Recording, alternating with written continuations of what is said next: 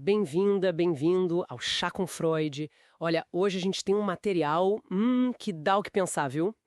O tema é Mentes Sintéticas, Sonhos Humanos, uma jornada pelo inconsciente na era da IA.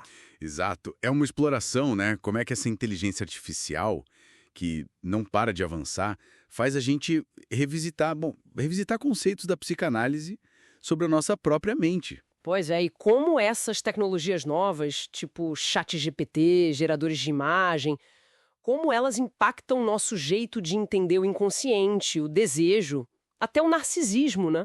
E a própria subjetividade. São perguntas bem importantes. Uma das fontes que a gente viu, da Lúcia Santander, ela até joga uma ideia forte, né? Qual ideia? De que o ChatGPT e essas IAs poderiam ser um novo golpe no nosso orgulho humano, tipo uma quarta ferida narcísica. Nossa, quarta ferida, depois de Copérnico, Darwin e o próprio Freud, né? Justamente. Copérnico tirou a gente do centro do universo.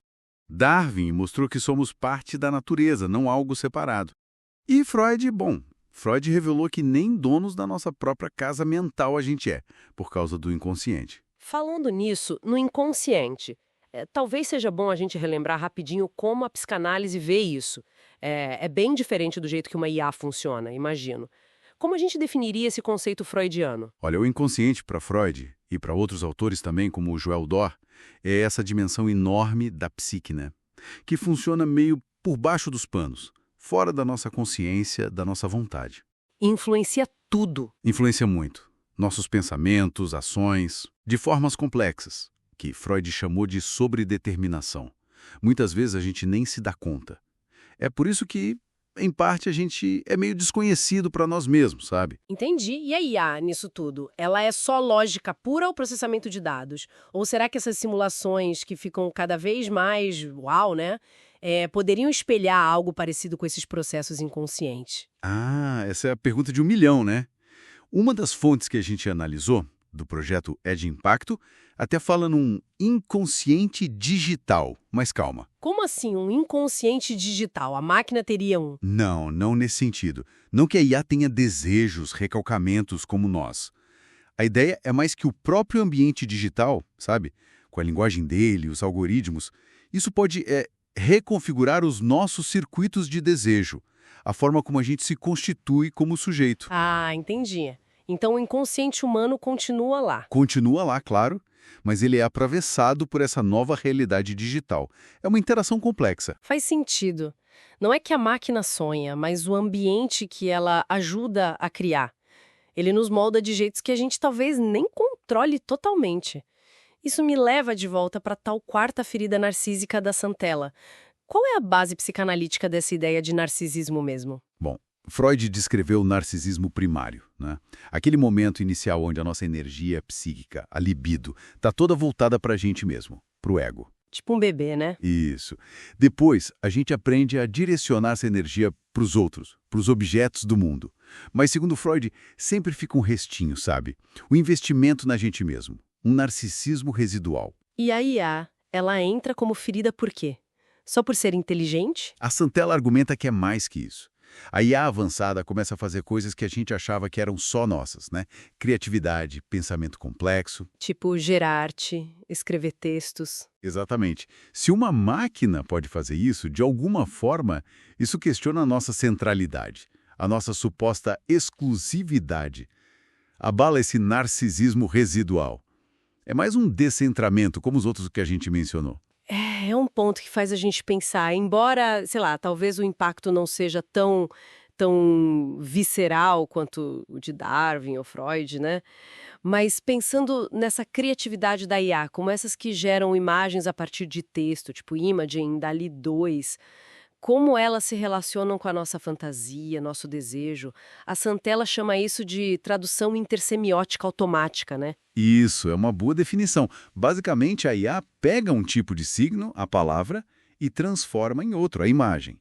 E a fantasia, para a psicanálise Freud, Lacan, Nasio, todos falam disso. Ela é central.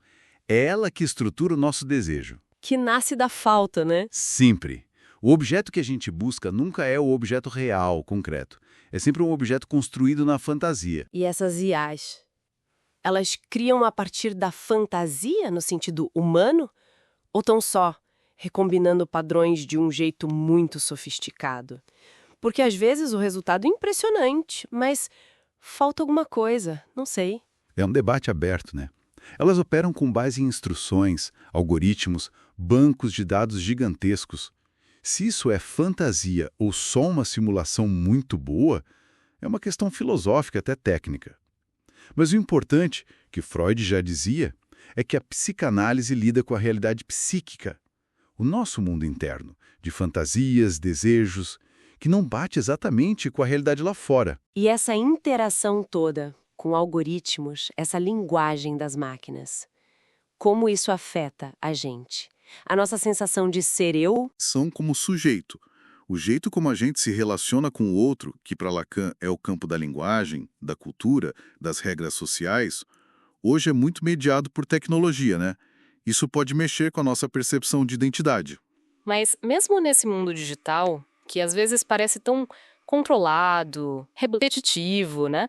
O sujeito do inconsciente, com sua singularidade, seu desejo, ele ainda acha um jeito de aparecer. Sim, essa é a aposta da psicanálise. O Ed-Impacto argumenta que sim, apesar de tudo, das tentativas de controle, da repetição, o sujeito do inconsciente persiste. Ele fura o sistema, digamos assim. O desejo e a singularidade continuam a dar as caras. Então, para a gente ir amarrando, a relação entre a nossa mente, com o inconsciente, as fantasias, e essas novas mentes sintéticas é bem mais complexa do que parece, né? Muito mais. Não tem resposta fácil. E talvez a grande reflexão para quem nos ouve seja essa. A IA está virando um espelho cada vez mais sofisticado das nossas próprias capacidades. O que será que esse reflexo revela sobre os enigmas que a gente ainda carrega? Sobre o nosso inconsciente, nossos desejos mais profundos, a natureza talvez fragmentada do nosso eu? Será que a tecnologia está forçando a gente a encarar de novo a pergunta: o que afinal significa ser humano? Excelente pergunta para a gente levar para casa.